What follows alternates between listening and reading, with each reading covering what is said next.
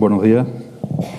Bueno, siguiendo con la línea que teníamos en el entorno de la exposición que hay sobre la saga de los Becker, queríamos hablar en esta ocasión sobre una parte muy importante del contexto en el que se mueve esta saga, este linaje, ¿no? El entorno cultural y el entorno temporal del segundo tercio aproximadamente del siglo XIX, y una parte muy importante, un factor que condiciona ese ambiente cultural y artístico en Sevilla son las familias de los duques de Montpensier.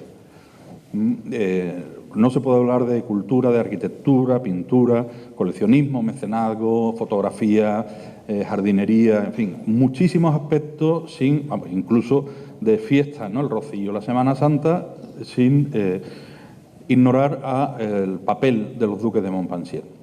Por eso también en la parte de pintura, en la parte de coleccionismo, fue muy importante esta familia y estas figuras, ¿no? Por eso, para hablar de ello, hemos traído hoy a don Ángel Rodríguez Rebollo. Viene de Madrid y además viene a pesar de la maratón, es decir, que tiene doble mérito. Bien, Ángel pues tiene una carrera muy rica, muy diversa, porque ha tocado pues tanto pintura, ha tocado dibujo, ha tocado pintura mural, aparte de caballete, y luego en cuestiones de investigación pues ha estado ligado durante 20 años a la Fundación Universitaria Española, coordinando el seminario sobre arte e iconografía.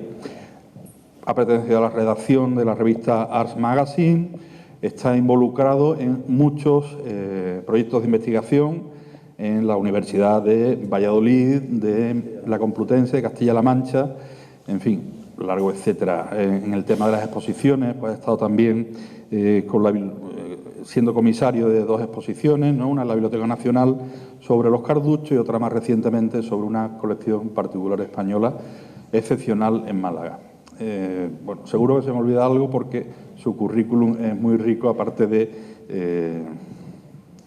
bueno, ahora mismo es el responsable de pintura antigua de Fernando Durán. Es decir, toca la investigación, toca el tema, o se involucra en el tema de, bueno, investigación en todos los ámbitos, tanto de pintura, de dibujo, también ha colaborado con el Museo de Dresde en este campo, y es muy interesante, ¿no? O sea, maneja la pintura ahora de manera real en Fernando Durán, en la investigación, es decir, creo que hemos elegido bien.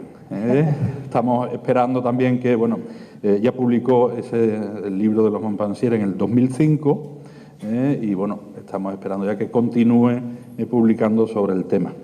Y sin más, pues, les dejo con don Ángel Rodríguez Rebollo.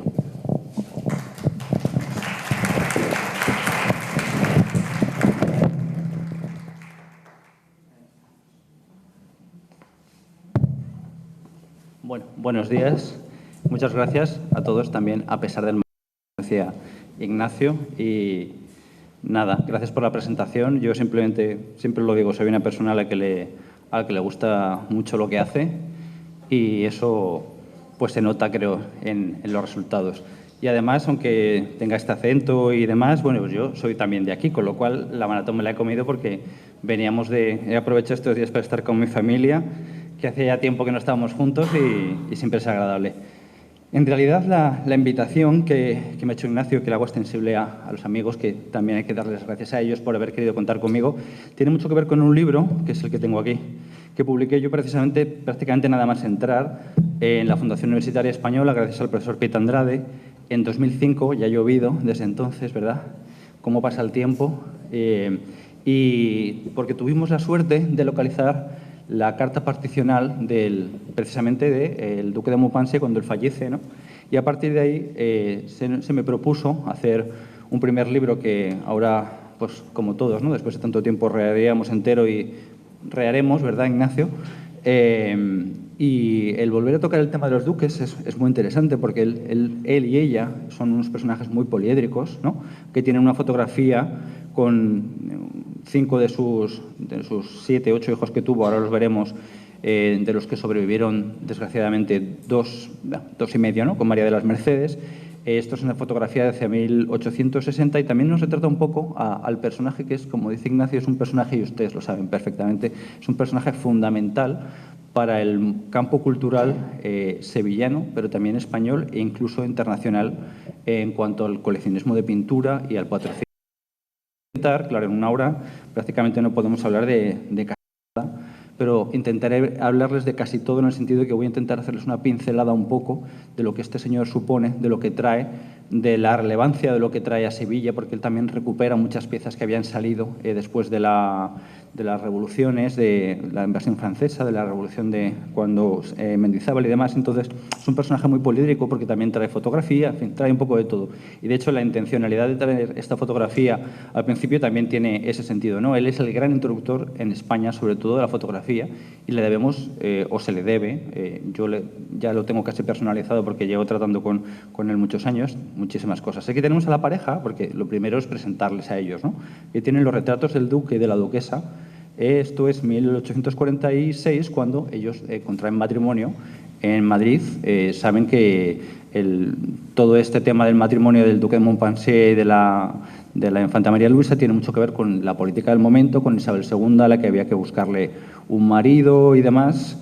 Ya nos quedamos en esta, que es una imagen muy icónica que ustedes conocen perfectamente. Me parece que es la más interesante porque, como saben, los matrimonios en esa época tenían mucho todo que ver con la política. Ellas no se casaban con quien querían, sino que aquí había unas alianzas, ¿no? Él es hijo de Luis Felipe de Orleans y de María Amalia de Nápoles, que Luis Felipe va a acabar siendo rey de Francia entre 1830 y 1848, y es un personaje también muy interesante porque es un momento en el que hay muchas revoluciones en España y hay una decadencia política. Entonces, prácticamente desde Europa, entre Francia, Inglaterra y Alemania, se decide cómo va a ser la sucesión de la corona española, ¿no? Casando a Isabel II con su primo también, y a la hermana, a nuestra infanta Luisa Fernanda, con el duque de Montpensier, que en principio se había pensado que fuese el marido de Isabel para acceder al trono de España, ¿no? Entonces, a partir de todo este momento siempre hay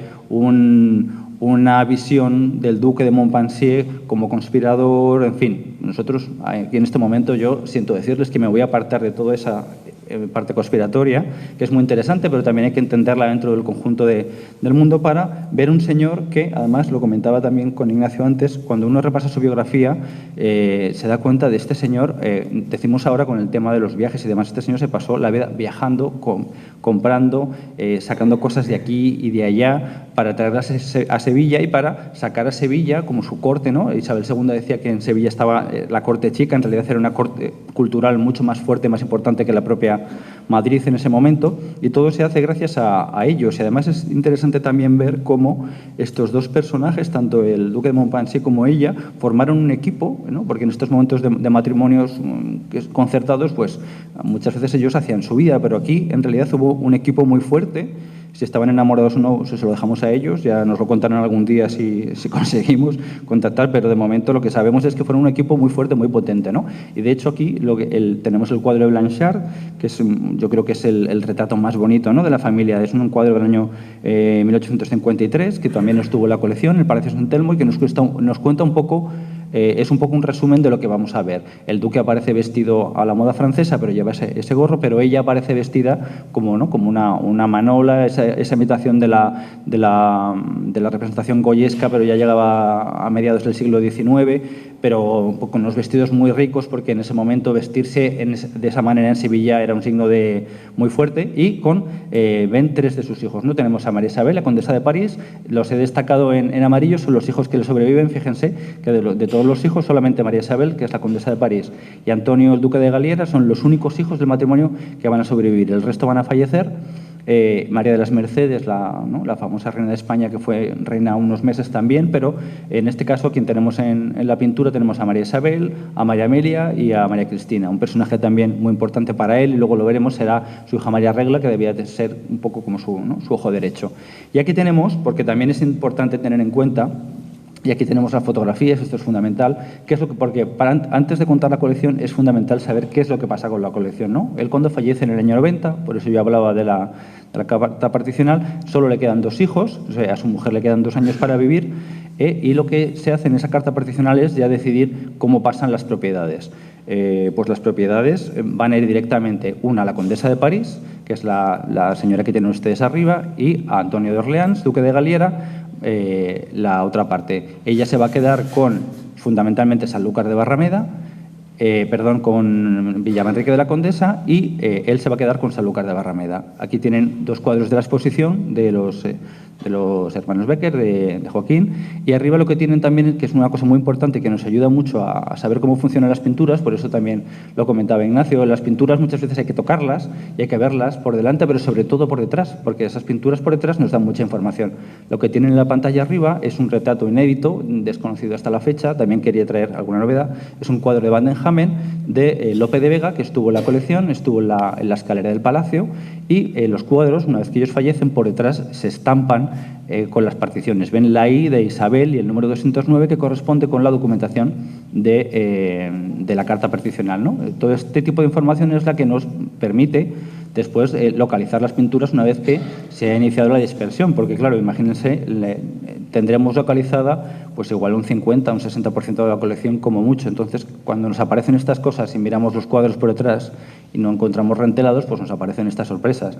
En Villamanrique de la Condesa, de hecho, yo estuve esta Semana Santa, no la anterior porque fui pues, al lado de casa y me pasé un día, y en la iglesia descolgamos algunos cuadros y muchos de ellos están todavía marcados con la estampación de ella, de la Condesa de París, porque muchos de los cuadros ella después los va a donar, ¿no? Igual que se hacen las donaciones al ayuntamiento y demás. Entonces, eso es importante tenerlo en cuenta. Y lo que voy a aprovechar también es a enseñarles, he hablado, ¿no?, el tema de la fotografía, voy a intentar utilizar en todo lo posible, o es lo que he intentado hacer también, sacar fotografías antiguas, porque es fundamental y es una cosa muy, muy interesante.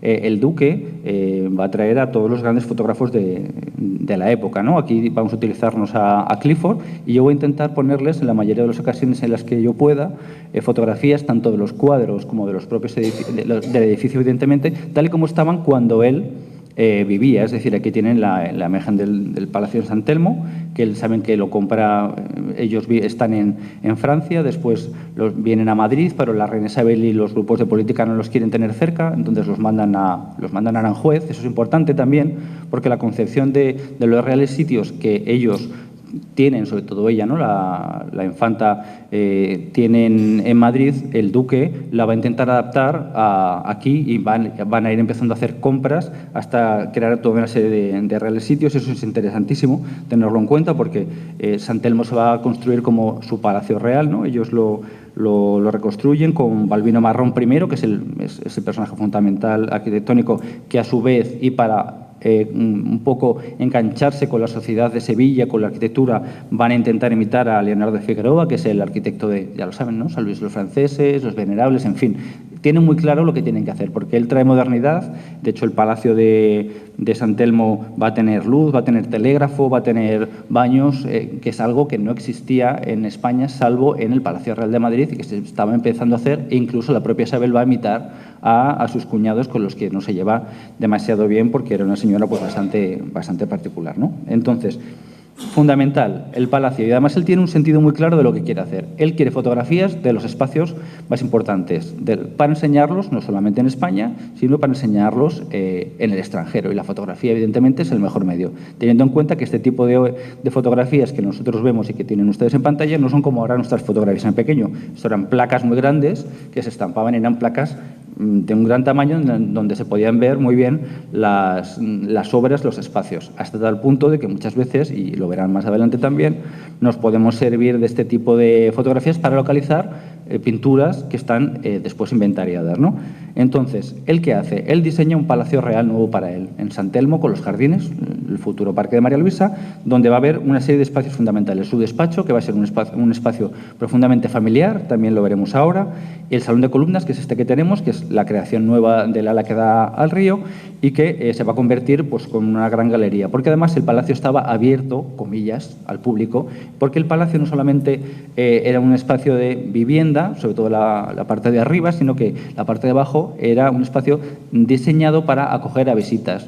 Como ha comentado Ignacio, el duque de Montpensier y la duquesa, la infanta, van a traer de toda Europa a toda una serie de personajes de la realeza y de la nobleza. Vienen reyes de Portugal, vienen los reyes de Alemania, vienen príncipes, vienen toda Sevilla, invitados para conocer la Semana Santa y la feria. Es decir, que mucho de lo que nosotros vemos hoy, ¿no?, el Real y demás, son ellos los que lo potencian y los que lo desarrollan. Pues todo este conglomerado tiene su germen o su espacio central aquí. De hecho, en este salón, donde va a llegar la carta después de Alfonso XII para hacer la petición oficial a María de las Mercedes. Es decir, que es un sitio que realmente condensa mucho poder y mucha historia de Sevilla, sin la que igual no entenderíamos la Sevilla en la que vivimos. Yo me meto en ella hoy, ¿no? Y cuando les hablo de los reales sitios, les hablaba antes de lo que copiaban, ellos no solamente van a hacer esa corte en Sevilla capital, ¿no? Ellos van, el veraneo en la costa también lo instauran ellos con Sanlúcar de Barrameda, pero es que también van a coger Castilleja de la Cuesta con el Palacio de Hernán Cortés, con ese significado histórico, porque el duque de Montpensier es muy listo y también lo que hace es que se apropia de la historia y potencia la historia de la ciudad, pero sobre todo la historia de España y lo que tiene que ver con todo el origen de los reyes godos, de los reyes castellanos, que tienen que ver con el Alcázar, con Pedro I, tienen los cuadros aquí arriba, ahora los veremos a color. Es decir, es un señor que sabe muy bien lo que quiere hacer y que se rodea no solamente de pintores, sino de escritores, de historiadores, en fin. Y aquí lo que tienen son dos dibujos de alzados para dos diseños del Palacio de Sanlúcar de Barrameda. Y esto es importante porque aquí estos que son anónimos, están todavía en poder de la familia, tienen mucho que ver con lo que ellos han visto, sobre todo en Madrid y en Aranjuez. Saben que en época de Carlos IV, yo trabajé también en la exposición del Palacio Real de Madrid, fue uno de los grandes coleccionistas, igual que Felipe IV, y él hace las casitas, además está mucho de actualidad porque saben que la casita del Labrador se acaba de abrir otra vez a la visita después de restaurar.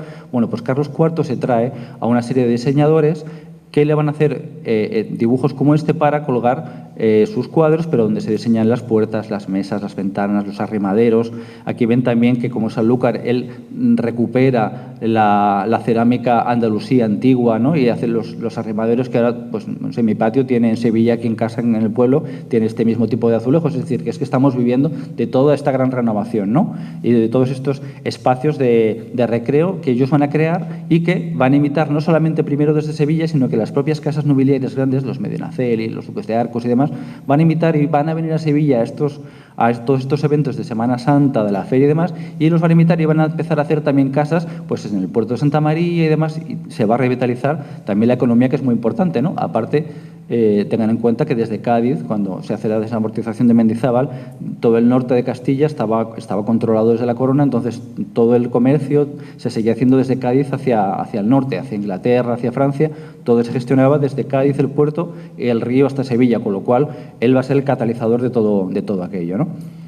¿Cómo conocemos la colección? Pues sobre todo la conocemos a través del famosísimo catálogo, ¿no?, de esculturas, cuadros que publica en 1866. Él habita el palacio en el año 50, ya va teniendo cosas, y aquí tienen uno de los cuartillas originales. Este está en la Biblioteca Histórica del Museo del Prado, todavía con las letras, ¿no?, Antonio de Orleans con la corona, porque él era infante de España por el matrimonio con la infanta, porque además ese matrimonio era muy interesante. Como no sabían si Isabel II iba a tener hijos, la princesa de Asturias era su hermana, la infanta. Entonces él se convierte también en infante de España y sus hijos van a seguir teniendo el tratamiento de infantes de España. Eso es muy interesante. Bueno, pues aquí tienen el catálogo, el original, el que tuvo él, que está ahora en la Biblioteca del Museo del Prado, que es del año 1866, y que nos describe tanto el Palacio de San Telmo, la decoración, espacio por espacio, número por número, como los palacios de Sanlúcar de Barrameda y Castilleja de la Cuesta. Entonces eso es fundamental porque esto es la base sobre la que todos hemos trabajado para identificar todo este tipo de piezas. Una obra fundamental que es muy interesante porque la carta particional que localizamos y que transcribimos está publicada en el libro, lo que hace es que nos cuenta cómo se han hecho esos cambios y cómo todas estas piezas, yo les voy a hablar fundamentalmente de pintura, pero vamos a ver un tema de escultura, porque esto es un mundo que además se está estudiando ahora, y vamos a ver toda una serie de espacios, ¿no? Entonces, ¿cómo se monta la colección? Eso que hablábamos. Grosso modo, en la escalera va a estar sobre todo el tema de la historia, los despachos van a ser los mundos familiares, en la antecámara y la cámara está en la pintura antigua, porque no tenemos que olvidar que es el momento en el que, y veremos ahora, tenemos a Stirling Maxwell con todos los cuadros que salen de Francia y con todos los cuadros que se compran para la colección de su padre, de Luis Felipe de Orleans, con la Galería Española del Museo del Louvre. La pintura española se está enriqueciendo en cuanto a historia, ¿no? Se están haciendo las primeras biografías de Velázquez, se redescubre, por ejemplo, a Zurbarán. Zurbarán se le descubre sobre todo en esta época, y por eso los cuadros que fueron de Jerez y que ahora veremos también son tan importantes, porque él se convierte no solamente en un catalizador de ese tipo de pinturas, sino que él trae y recupera obra que estuvo aquí en Sevilla o en los alrededores en Andalucía, la vuelve a traer a través de piezas muy, muy importantes, y después, bueno, pues van a permanecer hasta principios del siglo XX, y pensamos que en 100 años se nos van Grecos, se nos van Zurbaranes, se nos van Velázquez de aquí, que habían vuelto, ¿no?, a Sevilla, que después se divide entre Sanlúcar y como decía, y Villamanrique. Pero también es muy importante, y creo que esto lo conocerán menos, el duque de Montpensier en el año 1874, justo en el momento de la restauración, hace una exposición en Boston que se celebra con gran bombo y platillo, sobre todo allí, pero aquí también tiene repercusión, porque él se lleva básicamente todos los cuadros de la antecámara y de la cámara con los Zurbaranes. Lo tienen aquí en pantalla. Se lleva la Virgen de la Faja de Murillo, que era la obra más importante, más famosa de la colección, ¿no? Los retratos de Velázquez, que también los vamos a ver ahora. Es decir, que él tiene también una intención muy clara, no solamente de que se dé a conocer en Sevilla y en España su colección, sino que su colección se proyecte hacia afuera, nada más y nada menos que en Estados Unidos. Es la primera exposición de pintura antigua española, pintura del siglo de oro español, que se hace fuera en Estados Unidos, y era la colección del duque de Montpensier, ¿no? Y además él deja muy claro, y esto es muy interesante, de dónde viene cada cosa. Ahí vienen los cuadros de Zurbarán, donde dice que eran del convento de Cádiz, era de Jerez de la Frontera, la Virgen de la Leche, que fue del conde del Águila, en fin, los retratos de Velázquez. Es decir, un personaje muy, muy, muy interesante, que también se había aprovechado de las exposiciones que se hacían en la propia Sevilla con los pintores locales, ¿no?, con los Beckers fundamentalmente. Por ejemplo, en el año 57 se hace una de las exposiciones provinciales aquí en Sevilla, donde ya se van a exponer los retratos de Pedro I y de Alfonso X el Sabio, que tenemos ahora mismo en la exposición. Esos cuadros se los acaban de pintar para el duque, y desde la exposición se le pide permiso, por favor, a través de su secretario, que es otro personaje fundamental, para que los deje y se puedan ver, ¿no? Pero ahora la pregunta es, ¿de dónde le viene a este señor, que en prácticamente 16 años, de dónde le viene todo, ¿no?, toda esta gran colección? Y es un poco lo que yo les quiero contar, que creo que es lo que más os puede interesar. Aquí tienen a su padre, el rey Luis Felipe de Orleans, en todo su esplendor. Ahí lo tienen en el Palacio del Louvre, en una de las galerías, y saben que Luis Felipe va a crear la famosísima Galería Española, en la que va a mandar en torno al año 35 al barón Taylor, a Dauzats y a otro personaje que se llama Blanchard, que veremos después también, por España, porque además él tiene una serie de agentes para comprar todo lo que se pueda pintura italiana, pero especialmente española, para su museo. Y de ahí es de donde vienen obras tan importantes como el retrato de Jorge Manuel, que está mismo aquí. Aquí tenemos a una sala y media, lo tenemos, pues este viene de la colección de Luis Felipe, ¿no? En su momento se pensaba que era el autorretrato del Greco, porque también es el momento de gran recuperación de la figura del Greco. Y este cuadro y el otro, el Laoconte, que veremos después, también los va a mandar a Boston, con lo cual el señor tenía las ideas pues muy, muy, muy claras de lo que quería, ¿no? Va a tener sobre todo, y aquí es donde decía el tema de las fotografías, los cuadros del retablo mayor de la Cartuja de Jerez. El blanco y negro corresponde a la fotografía de la pintura cuando estaba colgada en San Telmo. Es una fotografía de hace 1860. Con lo cual, fíjense que tenemos incluso la suerte de ver las pinturas en su estado original, comillas, ¿no?, del momento. Y si se fijan, se ve el puntero, ¿verdad? Sí. Los cuadros, aquí arriba, tenían, lo vamos a ver más adelante en otras pinturas, esta pintura es muy grande, tenían unas cartelas con los números que vemos aquí, porque esto es el inventario de 1866 de la colección, donde se describe espacio por espacio, ¿no? Con lo cual, fíjense, es que lo tenemos todo, es una suerte, es una cosa rarísima, que está a la altura de lo que se está haciendo, incluso les diría más, en el Museo Real, el Museo del Prado hoy, ¿no?, pero en ese momento es Museo Real, con las piezas de la colección real, porque es que aquí en estos inventarios se está dando una información que ya les gustaría a los personajes de la colección real tener en ese momento, ¿no? Tienen mucha gente trabajando aquí. Otra de las piezas fundamentales es la Virgen de la Faja de Murillo, ¿no? O el archicuadro que diríamos, y este también, ven, aquí tienen el número de inventario y sobre todo porque los cuadros tienen la corona. Ven aquí la corona ducal, es decir, él tenía muy claro cómo quería ordenar la pintura, y esto es muy interesante porque nos enlaza con un tipo de coleccionista que entronca con el siglo XVII, cuando Velázquez, por ejemplo, reorganiza la colección real para Felipe IV, tanto en el Escorial como en el Alcázar, sobre todo en el Escorial, monta marcos nuevos, les pone unos sellos especiales, por ejemplo, el Marqués del Carpio, que también trae cosas de Sevilla, o Isabel de Farnese, ahora que está tan de moda en el Museo del Prado, ¿no? con el Prado en femenino. Yo trabajo en el proyecto de Isabel de Borbón, y ya el 18 ya no me da la vida.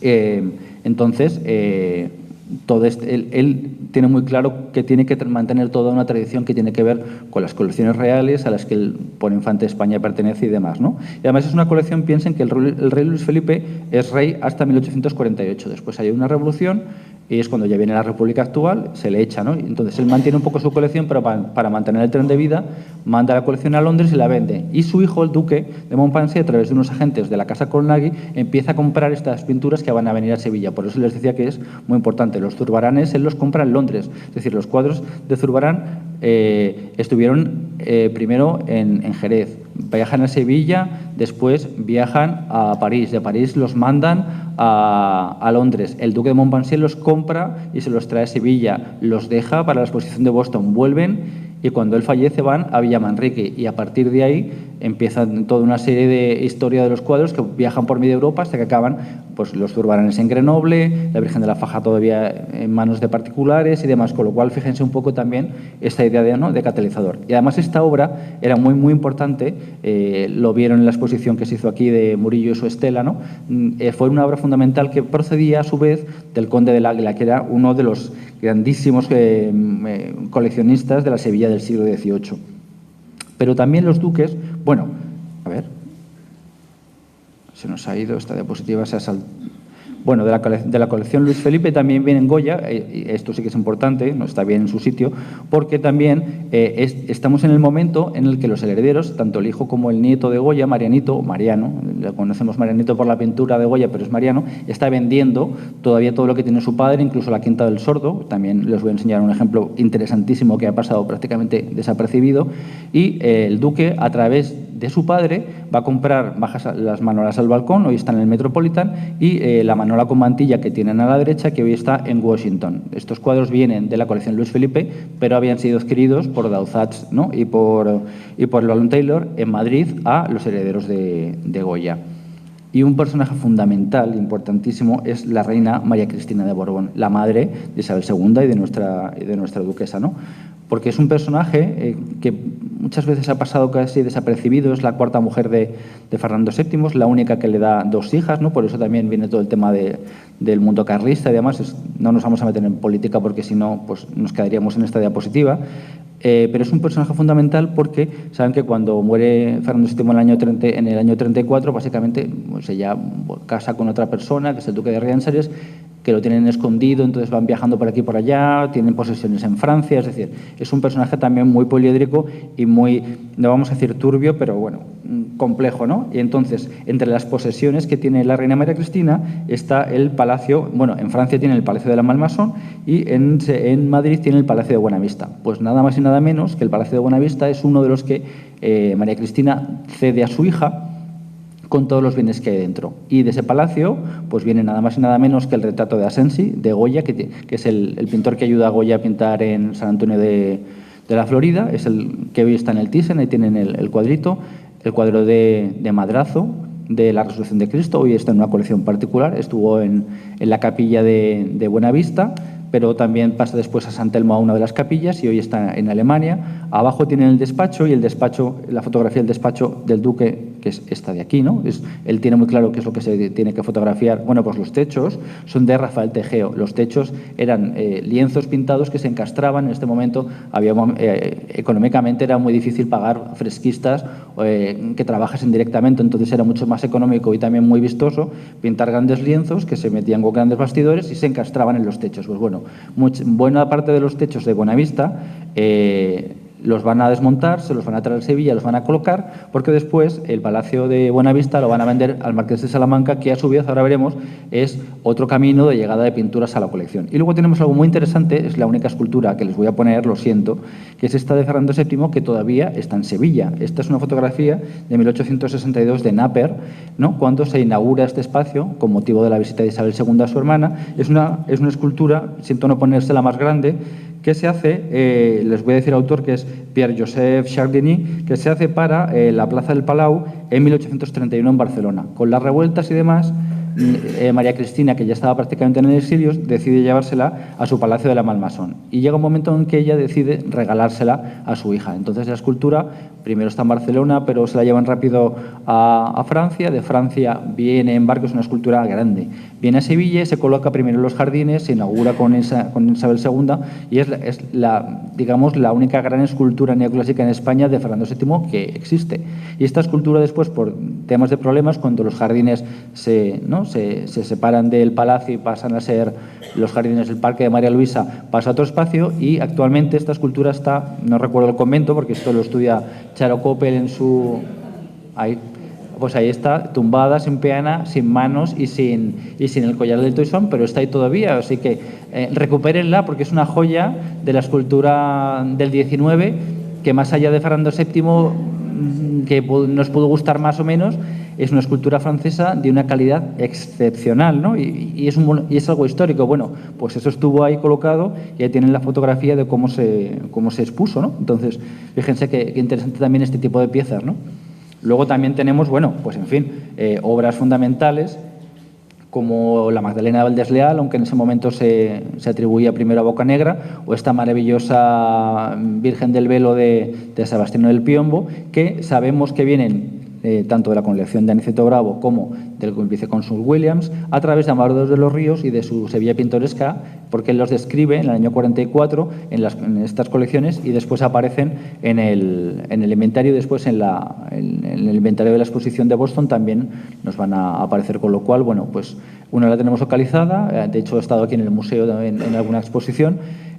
Una pieza fundamental también que va a grabar, porque el duque incluso va a hacer, igual que la colección real, va a llamar a grabadores que van a grabar algunas de las pinturas para darlas a conocer también en el extranjero. Es el caso sobre todo de la Virgen de la Faja, ¿no?, que es su perla, ¿no?, la pieza más importante de su colección para él, o esta Virgen de Sebastián del Piombo, en un momento en el que, sobre todo después de las revueltas en España con Napoleón, se buscaba por delante y por detrás y por todos los sitios obras de Rafael y de su escuela, ¿no? Sebastián del Piombo en ese momento es considerado como el discípulo, y aquí ven otra vez el número, que es el número del inventario del 66, y la corona. Es porque esta fotografía es de cuando el cuadro está colgado en San Telmo, y esto es otro de los cuadros que es una tabla que van a la exposición de Boston, ¿no? Entonces, fíjense qué importante, ¿no?, el momento en el que se desmonta el Escorial y demás, él trae esta pintura enlazándose también como un miembro muy potente del coleccionismo español de la Casa de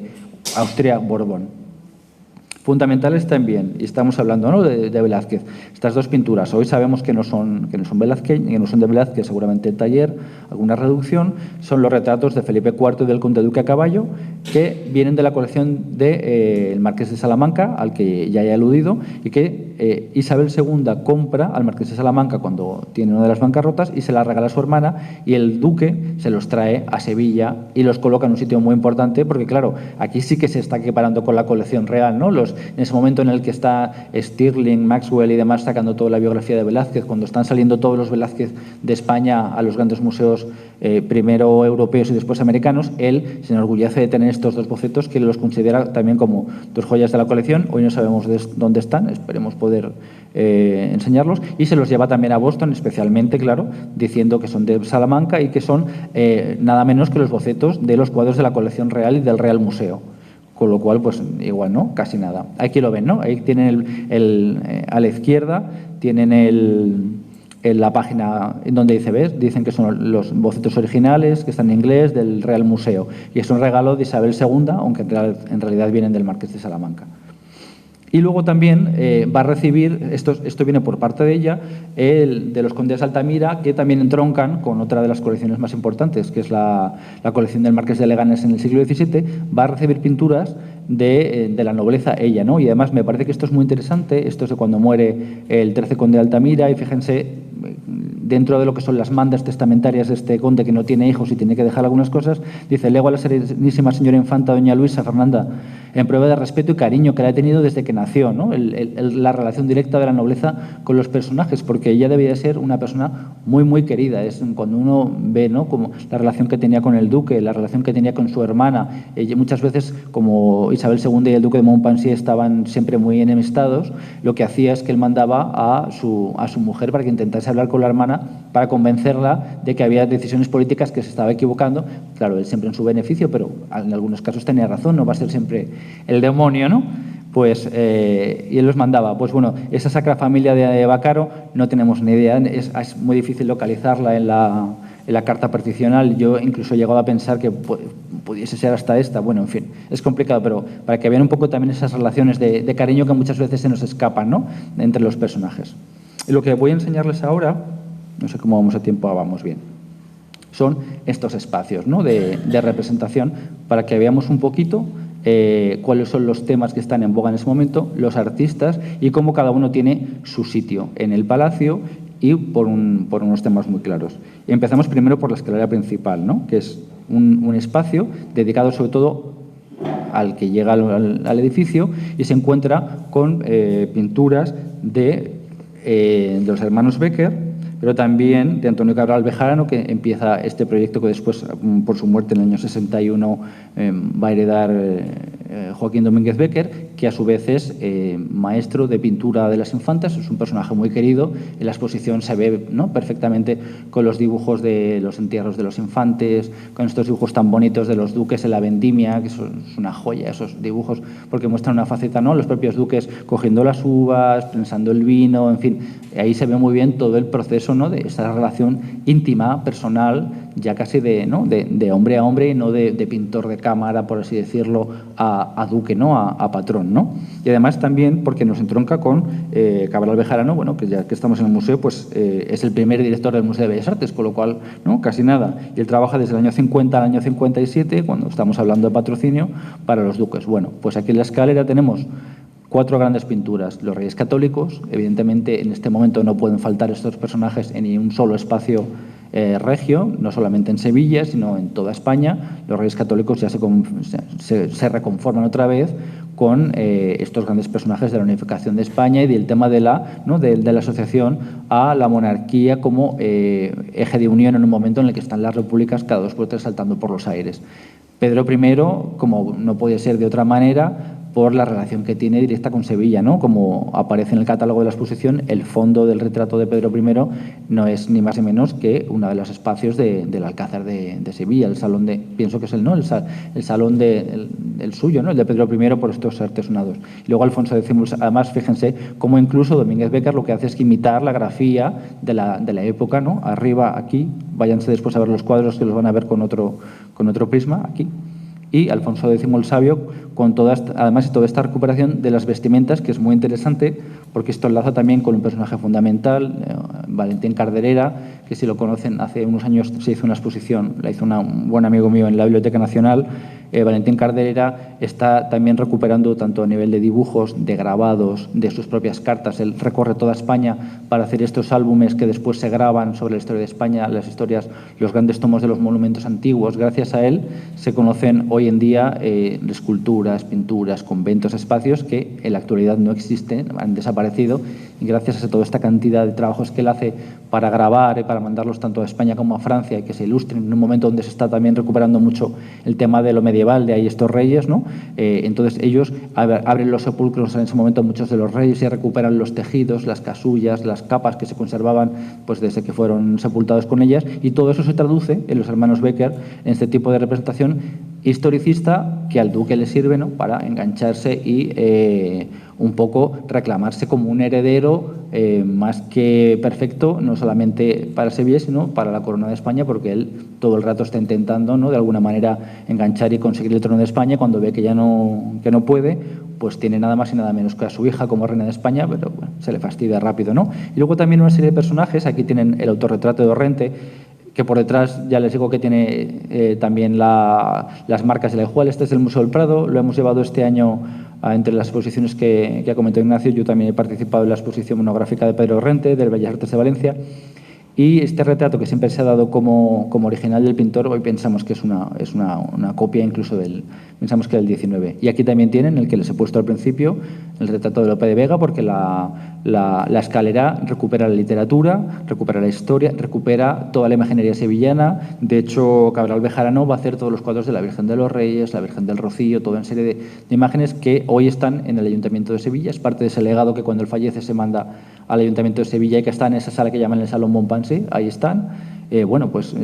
Aquí al visitante le dejan muy claro por dónde tiene que ir, ¿no? Cuál es el tránsito que él tiene que hacer. Luego nos vamos a uno de los espacios para mí más interesantes de todo, ¿no? Es el Salón de Antecámara. Aquí ya nos vamos con la pintura antigua y con la recuperación del Greco. Él tenía, como les he dicho, nada más y nada menos que el retrato de Jorge Manuel, que eso además es una pieza que estaba en el inventario del Greco cuando fallece. Hoy sabemos que es su hijo, pero entonces se consideraba que era suyo. Estaba el Laoconte, es la única obra mitológica que conocemos del Greco, y además lo llaman el incendio de Troya, porque aquí está el Laoconte en honor a la escultura famosa de los Museos Vaticanos, pero aquí ven el caballo y aquí lo que se ve es la ciudad de Toledo como la nueva Troya, ¿no? Es un cuadro muy, muy interesante del que no tenemos ni idea de su procedencia. No sabemos cómo llega este cuadro a manos del duque de Montpensier. Este cuadro está hoy en Washington, en la National Gallery, y es una de sus obras maestras. Pues esto estuvo en Sevilla y esto se mandó a Boston.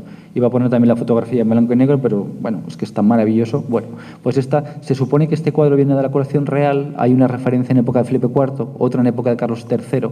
No tenemos claro, pero ninguno de los expertos sabe cómo acaba este cuadro tan importante en manos de los duques de Montpensier. Y pasa un poco también con Herrera el Viejo, ¿no? Aquí tenemos de las dos pinturas que proceden del convento de San Jerónimo. Aquí eran los padres de la Iglesia, 2 a 2.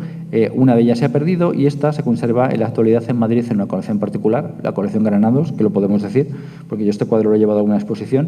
Bueno, pues es el momento, ¿no?, de la recuperación también, y en esta sala en la que estamos rodeados de pintores sevillanos, pues aquí tienen una reivindicación de la pintura sevillana de la época. Sin duda, es el Salón de Cámara, uno de los más importantes. Ya hemos visto, ¿no?, los caballos, Sebastiano del Piombo. Aquí tenemos una tabla de Morales. Es un momento también en el que se empieza a reivindicar a Cristóbal de Morales otra vez como el pintor netamente hispano. Bueno, pues él se hace con pinturas de Morales, con esta pintura que está hoy en poder de algunos de los descendientes, y todo esto iba a Boston con los medios que tenían, ¿no?, y con las dimensiones de las pinturas. Y sobre todo, bueno, pues aquí tienen ya todos los cuadros a color de Zurbarán, la Virgen de la Faja, tenemos el cuadro de la Magdalena y esta pintura, que es otro Zurbarán, que viene además de aquí de Sevilla, de la sacristía del convento de San José de Sevilla, de los Mercedarios, y que después de muchos periplos ha sido adquirida hace un año, creo, ¿no?, como mucho, por el Museo del Prado. Hoy la tenemos en el Museo del Prado. Pues esta pintura también estuvo en San Telmo y venía de la colección del rey Luis Felipe, a su vez, porque este es uno de los cuadros que salen en 1810 y que se depositan en el Alcázar de Madrid, con lo cual ven ese crisol, ese periplo, esa intención de traer y de devolver a Sevilla con todo lo que supone de prestigio social. Luego tenemos otro espacio que también es bien interesante, que es el Salón Cuadrado. El Salón Cuadrado ya nos cambia un poco y nos muestra distintas facetas del duque. Por un lado, ya el patrocinio de artistas del momento. Arriba tienen 2 cuadros muy importantes de Dodeng. Tienen la cofradía pasando por la calle Génova, que es un cuadro del año 51, y el del baile delante del pabellón de Carlos V del Alcázar de Sevilla, que es otro cuadro también del mismo año, que encarga a Dodeng. ¿Por qué? Porque también tenemos a este señor trayéndose a pintores franceses a Sevilla para, a su vez, sacar cuadros de temáticas folclóricas que llaman en ese momento, y que van a exponerse en los grandes salones de París. Dodeng es un pintor que está en el año 49 en España y que pasa nada más y nada menos que por el taller de los Madrazo, y entre el año 51 y el año 54 trabaja en exclusiva para el duque. Aquí tenemos básicamente una representación de las intenciones del duque, que era la feria de abril, la Semana Santa, cómo las potencia, ¿no? Y toda la gente asistiendo. Bueno, pues él lo deja muy claro ahí. También tiene el tema familiar. Aquí tienen el cuadro de Federico de Madrazo de la enfermedad de Fernando VII con la reina María Cristina, que tienen aquí. Y además él se hizo, el duque tenía mucha amistad con Madrazo y no solamente se hizo con la pintura, sino también con el boceto. Luego tienen dos cuadros que desgraciadamente tenemos perdidos, ¿no? Que son también de Joaquín Domínguez Becker, aquí tienen La Castañera, y La muerte de Torrellano. La muerte de Torrellano, que además es un tema muy interesante porque tiene mucho que ver también con la recuperación de ese escultor, del cual tenemos aquí, ¿no? La escultura también en la sala de al lado de San Jerónimo, que el propio Vasari cuenta que él había ido a tallar, a hacer una imagen para el duque de Arcos y que no le había gustado, entonces la rompe, tiene un problema con la Inquisición lo encarcela y él se deja morir. En fin, toda esta historia tan romántica que la literatura de la época la va a tener, pues bueno, él la mete, no puede tener un Torrellano, pero tiene un cuadro con la historia de este gran personaje, ¿no? Y luego, esto es lo que les contaba. Este cuadro, que ha pasado, que yo sepa, y Ignacio me corrige si quieres, prácticamente desapercibido, aparece también en esa sala y lo ponen como una pintura, el de la izquierda, lo ponen como una pintura de unas cabezas de Goya. Si se dan cuenta, esto tiene que ver absolutamente con las pinturas negras de Goya, ¿no? Esto es una cosa interesantísima, pero es que las pinturas negras de Goya, que son unos cuadros ya del final de la vida del pintor, no se pasan al lienzo hasta 1874. Esta fotografía, este cuadro, viaja también a Boston. Esta fotografía es de 1860-61. Esta fotografía no tenemos ni idea de dónde está esta pintura, pero es en el momento en el que Charles d'Iriarte, un historiador francés, hace la primera biografía de Goya en 1867 y habla por primera vez en un libro de las pinturas negras. O sea, las pinturas negras todavía en este momento están in situ en la Quinta del Sordo en Madrid y, sin embargo, el duque ya tiene esto en su casa junto con otros cuadros más típicos, ¿no? De Asensio, de las Manolas y demás. Con lo cual, fíjense también la importancia, ¿no? De ese momento de redescubrimiento de Goya, pues él es un factor fundamental, sobre todo al lanzarlo a Estados Unidos y al tener el interés por fotografiar un cuadro que, sinceramente, estéticamente nos puede parecer feísimo, pero es que es un cuadro fundamental porque de los otros Goya no tenemos fotos, pero de este sí. Entonces, aquí hay un interés muy claro por esta historia y por sacar a luz este tipo de novedades, ¿no? Y luego, pues en fin, aquí tienen la portada de mi libro, lo traje, que son los dos cuadros maravillosos de Roberts, de La vista de la Torre del Oro y de Alcalá de Guadaira, que tanto tienen que ver después para Genaro Pérez Villamil y todos los pintores románticos por excelencia que copian, luego en Sevilla, ¿no? Los hermanos Barrón y demás van a copiar una y otra vez este tipo de piezas. Estos cuadros están ahora en el Museo del Prado, pero estuvieron después en Villamanrique de la Condesa.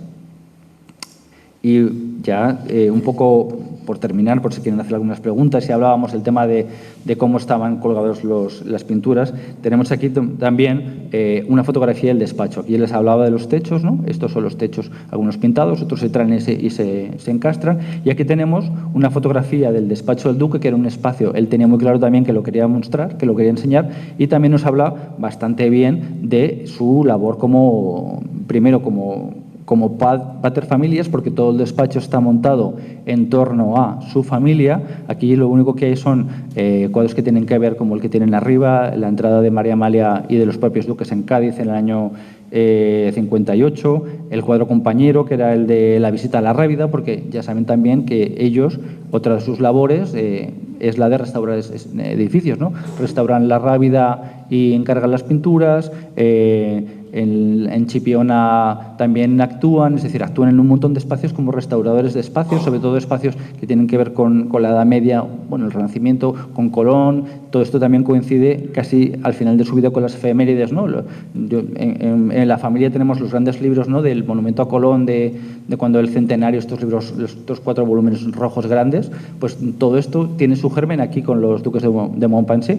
Y aquí tenemos pues un cuadro que también está en la exposición, que es el del traslado de los restos mortales de la infanta María Regla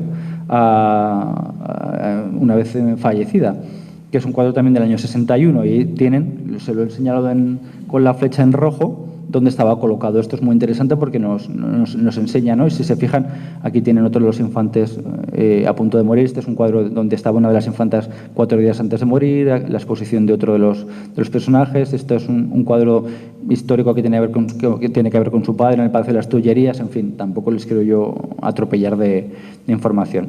Y bueno, por ponernos solamente obra de Sevilla, aquí tiene una fotografía maravillosa de los años 20 del Palacio Sanlúcar de Barrameda, donde también lo que nos narra este espacio es dónde van algunos de los cuadros de la colección o dónde se habían pintado desde el principio.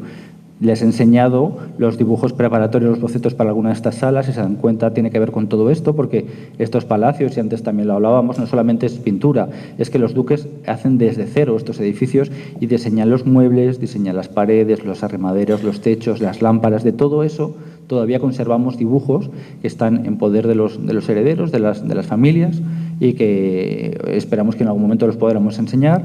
De todo eso tenemos imágenes, y si se fijan, y estos son algunos de los cuadros que tienen en la exposición, aquí tienen los del duque y los de la duquesa. Él en una de sus posesiones, ya saben que le llamaban también el rey naranjero, ¿no? Por los naranjos que tenía, porque a él le gustaba cultivar la tierra y demás, y a ella en los alcázares de Sevilla. Bueno, pues ahí tienen una fotografía de Sanlúcar de Barrameda de hace 1910 aproximadamente, donde estaban colgados in situ las pinturas, para que vean un poco cómo hasta el día de hoy han llegado estas piezas que además tienen ahora mismo en la exposición. Así que nada más, muchas gracias, y si quieren alguna aclaración, pues estoy a su disposición.